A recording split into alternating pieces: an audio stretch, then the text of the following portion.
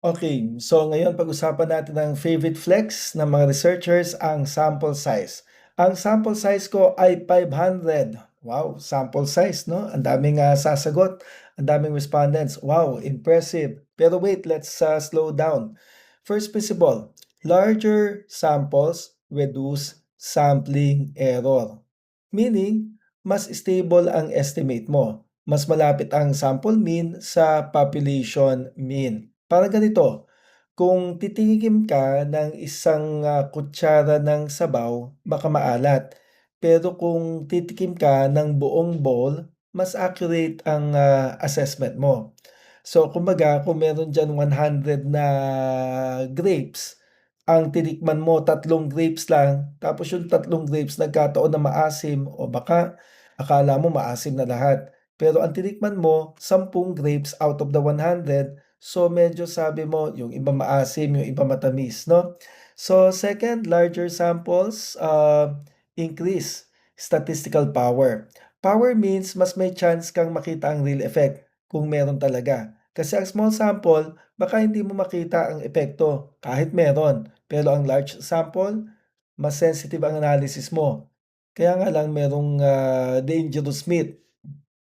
Minsan sinasabi natin mas malaki ang sample, mas magaling ang study. Not always, because large biased samples remain biased. So kahit malaki pa yan, kung bias yung nakuha mo na sample, edi bias pa rin yan. Small or big, small or large. So remember, pag large sample, biased, no?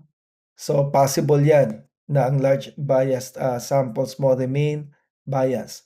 So kung lahat ng 500 participants mo ay psych majors, biased pa rin yon. Kung puro volunteers, biased pa rin yan. Kung nagme-measure ka ng cup tapos medyo sira yung cup mo, kahit 10 liters ang sukatin mo, mali pa rin, no? Kasi sira yung cup eh. So yung size, it does not fix the bias. But the design fixes the bias. So, pag sinabi ng isang tao, 1,000 respondents kami, your question should be, paano napili yung 1,000 nyo? Because in research, quality of sampling beats quantity of sampling. At dito nagkakaroon ng intellectual maturity ang researcher. So, remember that sample must reflect ACC population characteristics. Halimbawa, no? So, representativeness. Ang ibig sabihin nito, kamukha ba ng population yung sample mo? Yan. Yung sample mo ba, ito ba nagre-reflect dito sa population? Kung sa ACC population, may day students, may night students, may working students, iba-iba programa, iba-ibang year level, pero ang sample mo, night students lang, pwede mo bang sabihin na ito ay nagre-represent sa lahat ng ACC students? Siyempre, hindi. Because kung night students lang, kung meron man, hindi yan equal sa lahat ng ACC students. Now, let's talk bias. Two common villains pagdating sa bias. Una, selection bias. Sa selection bias, may pattern ang pagpili mo. Hindi equal chance.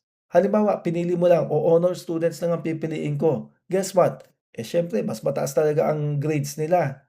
Second, bukod sa selection bias, yung tinatawag natin na volunteer bias.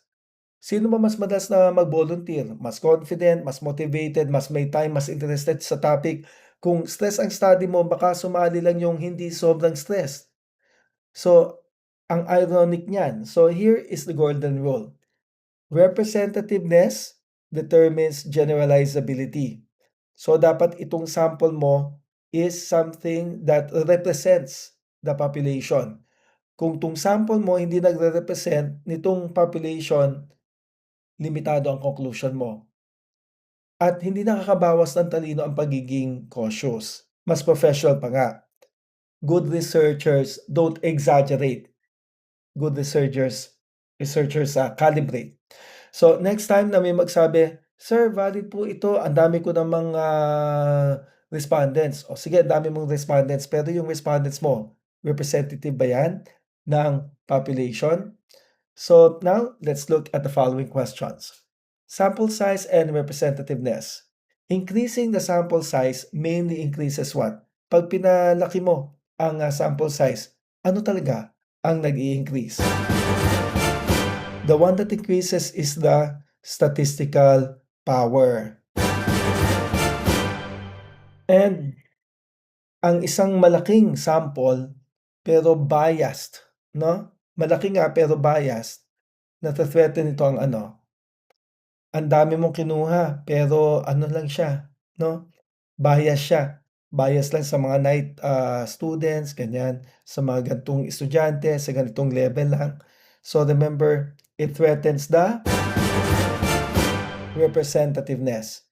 And remember, sampling error. Ano ang sampling error? It decreases when kumbaga mali yung, sample na nakuha mo.